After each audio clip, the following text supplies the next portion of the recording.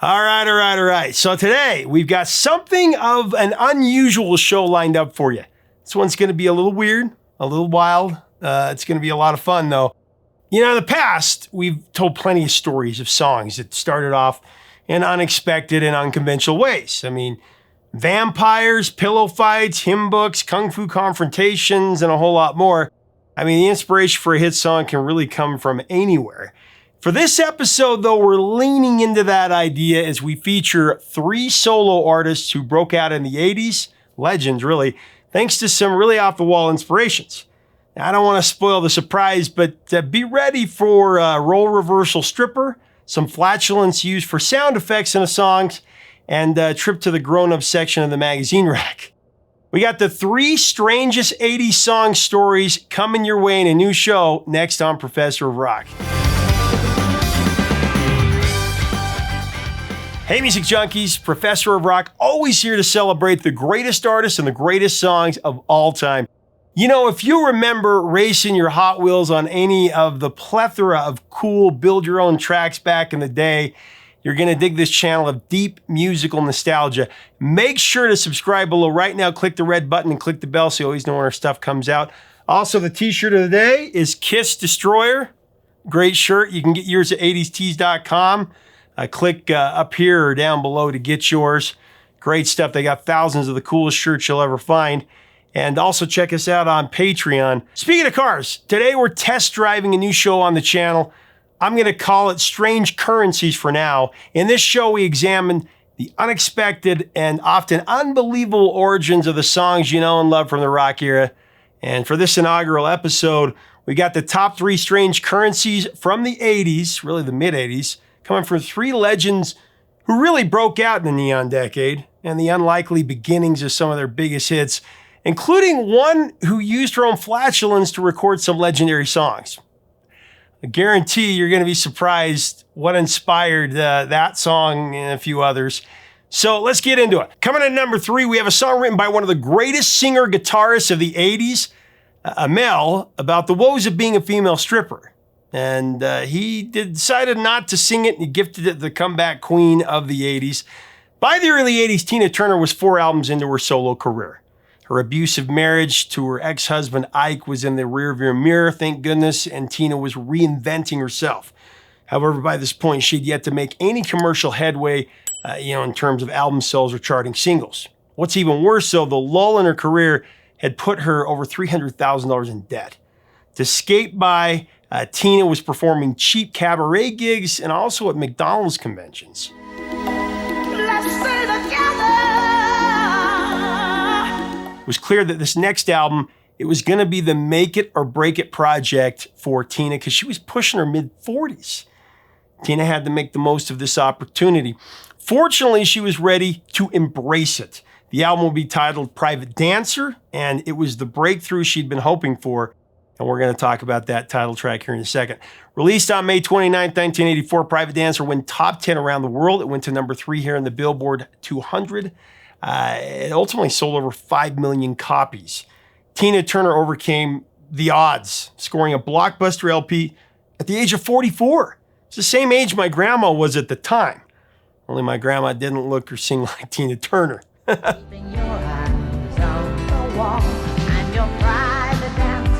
The album's success was cemented with 3 U.S. top 10 hits. The number 1 smash, What's Love Got to Do With It? What's love got to do with it? The number 5, a rock track, Better Be Good to Me.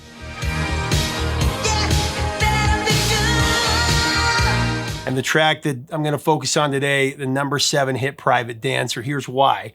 Private Dancer was an unlikely hit for Tina on a lot of levels, multiple levels. First off, the subject of the song seemed to be about a prostitute or a stripper that was headlining a backroom performance. I mean, singing, I'm your private dancer, a dancer for money. I'll do what you want me to do. A dancer for money, do what you want me to do. Not exactly your typical top 40 fare, but it was the 80s, so we're getting into that.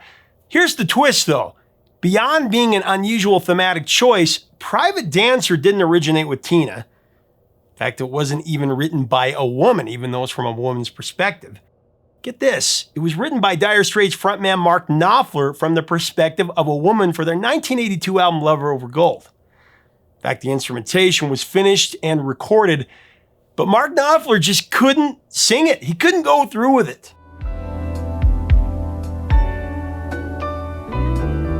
Now, why Mark Knopfler wrote a song through the eyes of a female stripper or prostitute in the first place, I don't know, but Mark ultimately decided that the lyrics were not suited for him or for a male singer, so he dropped the track from the project, although the song does bear a resemblance to the chorus of Love Over Gold's title track.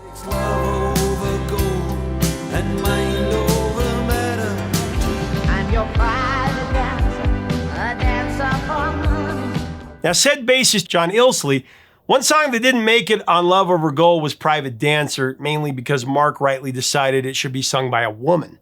The lines, I'm your private dancer, a dancer for money, I'll do what you want me to do, just didn't sound right coming from Mark's mouth.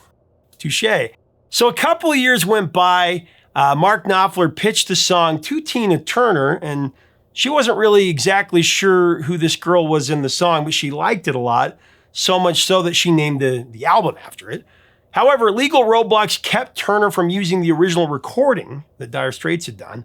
So Jeff Beck filled in for Mark, and they re-recorded the track with Tina Turner. She would later say that she didn't realize that people would think the song was about a prostitute or a stripper, not until after it had been released. Early in her career, she had done private musical performances and viewed the song through that lens, not in an overtly sexual way. Said Tina, and I quote, I can be naive about some of these things. I took it because it was an unusual song. I'd never sung a song quite like it.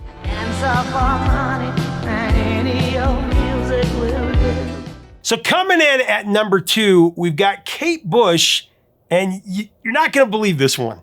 So after being discovered by Pink Floyd's David Gilmour, who financed some of her demo recordings, Kate released her debut album, The Kick Inside, in February of 1978.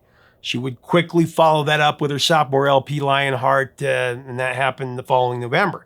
Neither album yielded much commercial clout here in the States. Both albums failed to chart, and her singles met really a similar fate in the US. But in the UK, of course, it was a different story.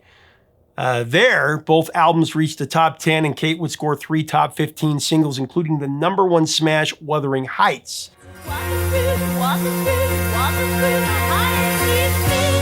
So, as Kate Bush entered the 80s, it would be much of the same.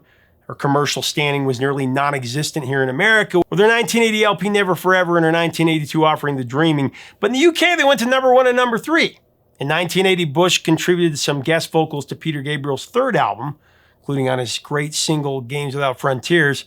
Once again, a number 4 hit in the UK, but it barely broke into the top 50 here in the US. Looks could kill, they probably will in Games Without Frontiers. Actually, Kate Bush had a lot in common with Peter Gabriel, you think about it. I mean, both were British, with a flair for the dramatic and a knack for experimental song structures. Both fared well in England, but failed to achieve much commercial success in the States. That is until the mid-'80s. Of course, Gabriel finally broke through with 1986's album So. Bush did it with her 1985 record, Hounds of Love. Peter came away with 2 top 10 singles, Sledgehammer and Big Time.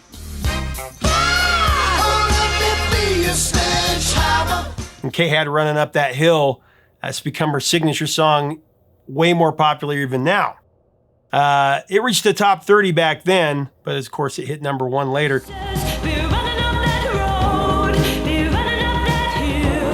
The two would also collaborate again on Peter Gabriel's single Don't Give Up, one of the finest duets of the 80s for sure. Don't give up. Now, something else that Kate and Peter had in common was the use of the Fairlight CMI synthesizer as, a songwriting tool. Gabriel introduced the Fairlight to Bush, and she used it extensively on both The Dreaming and her Hounds of Love album.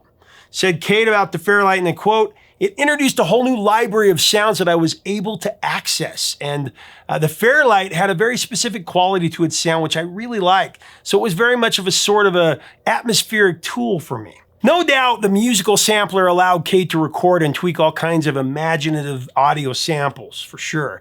In her songs, Bush has sampled a lot of different sounds, beer bottles, whale calls, a steam engine, even Hare Krishna singers.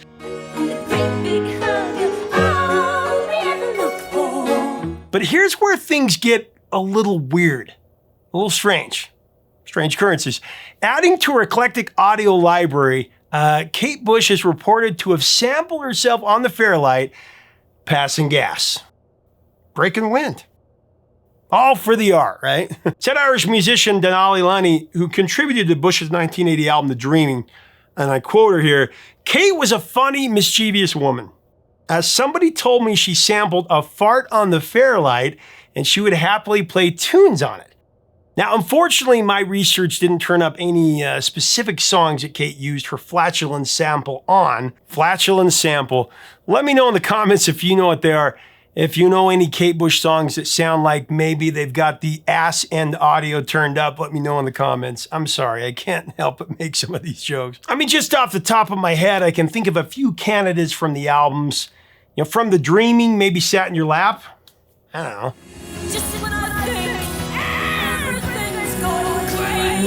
Or how about Cloud Busting and The Morning Fog from Hounds of Love?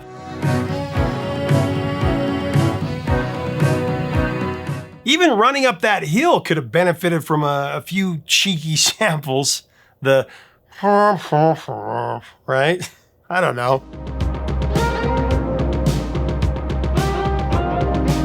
But in all seriousness, Kate Bush is an incredible artist, a legend, endlessly creative.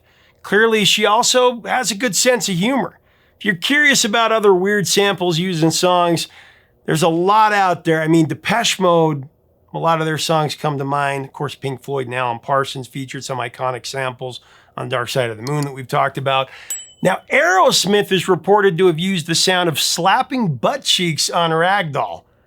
I wonder who slapped who.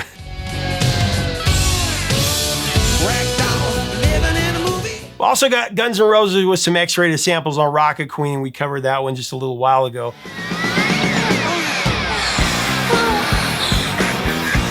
All this might make for a fun episode, maybe the most bizarre samples of the rock era. Let me know if you think we should do that one. All right, so moving up to the number one spot. It would have been Kate Bush, but since I couldn't find the exact song where the flatulence was used, I decided to put Cyndi at number one. Plus, this one was the biggest hit of all three that we're featuring. So let's move on to our final strange song, Origin. You know, in 1984, you had two of the biggest icons in music writing big songs about female self-love. Prince with Darling Nikki. And Cyndi with, well, let's see if you can guess which song. So after the commercial failure and collapse of her band Blue Angel in 1980, Cyndi Lauper was scrimping by singing at nightclubs and working retail. Looking to turn things around with a solo career, she connected with David Wolf, who helped her get a contract with Portrait Records. And by May of 1983, Cyndi was back in business as she hit the recording studio to work on her solo debut, She's So Unusual. This album was, of course, produced by Rick Chertoff and Hooters' Eric Bazilian and Rob Hyman. Both contributed to the album as well. We've interviewed them and told some of the story. They also helped write Time After Time. You will find me time after time. The album would be a massive success, as we all know. She's So Unusual went to number 4 here in America, and it went top 10 in many other countries. To date, it sold over 16 million copies worldwide, and back in the day, it was nominated for 5 Grammys, back when the Grammys actually meant something. All this thanks to 4 top 5 singles, the number 2, Girls Just Want to Have Fun, the number 1, Time After Time, the number 4, All Through the Night, and our next featured song, She Bop. That one went to number 3.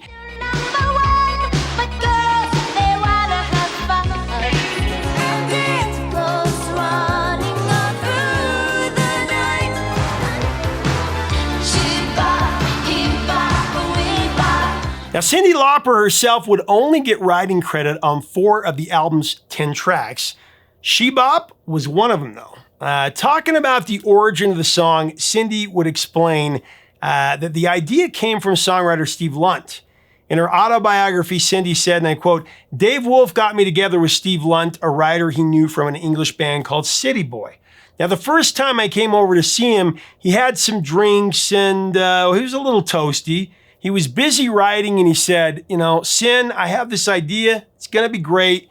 We're going to write a song about female, actually, I need to interrupt this for a moment, this quote, to say, this is a word that's on the naughty list on YouTube, so I can't really say it.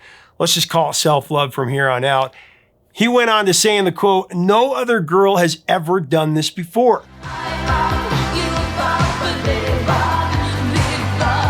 Now, Cyndi took a couple seconds, to mull it over. She was all in, though. However, in her words, she was going to need a little inspiration. So Cyndi and Steve took a trip to the magazine shop where she flipped through an issue of Playgirl, apparently. However, feeling like the contents were kind of boring, she moved on, and then she settled on a magazine called Blue Boy, which, as it turned out, was a guy's magazine for guys, not girls. Anyway, Cyndi had no idea, but the publication made it into the song. And the lyrics, "Well, I see him every night in tight blue jeans in the pages of Blue Boy magazine."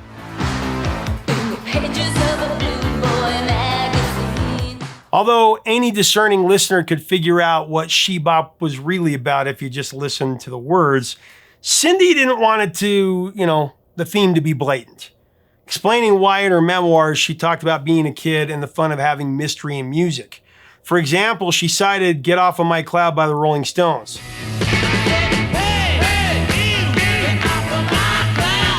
She said, "The rumor was that Cloud really meant my girl or my prostitute. I remember thinking, ooh, really?"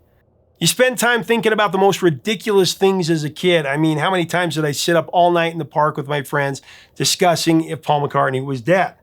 Let's play the record backwards. Isn't that John saying "I buried Paul"? So I thought, hey, why not pass this legacy on? The kids hear "She Bop," "He Bop," a "We Bop," and think it's about, dancing.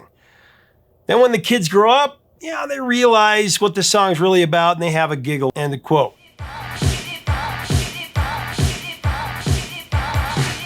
It was supposed to be funny, and with lines like, "Do I want to go out with a lion's roar? Yeah, I want to go south and get me some more." It wasn't overtly obvious to kids, let's say.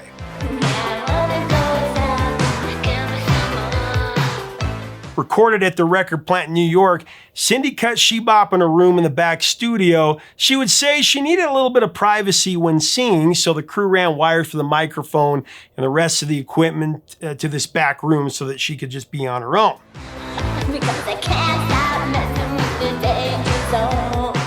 And this is where things get even more interesting about this song. Taking advantage of being alone, of the isolation for She Bop, Cyndi Lauper stripped down half naked to get in the mood. Here's what Cyndi said: "I could even take my clothes off and sing and no one would know." So of course that's what I did, and I tickled myself too. That's why you hear me laughing, because it was so ridiculous.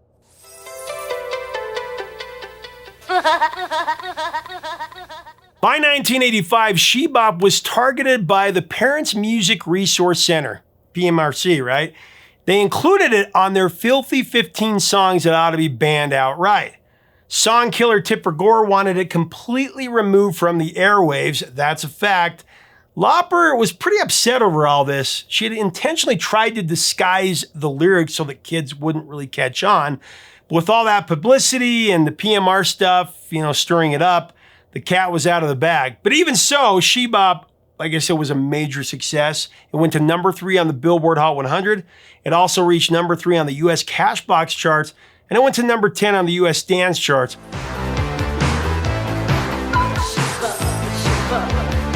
Internationally, She Bop did well. It broke the top 10 in several countries, and today it lives on as one of the more popular songs in Cyndi Lauper's catalog.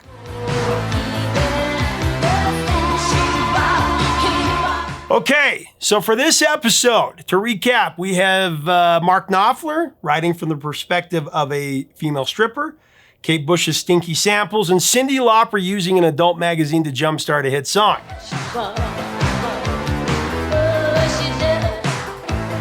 But what other unusual inspirations are out there, and what else should we cover? I like to collect songs on stories. That's one of my favorites. We've actually done some of these in the past. You know, there's Total Eclipse of the Heart's Vampire Origins. They're a little bit more X-rated than that. There's nothing I can do, a total eclipse of the heart. There's Aerosmith's Dude Looks Like a Lady, which is just like it sounds.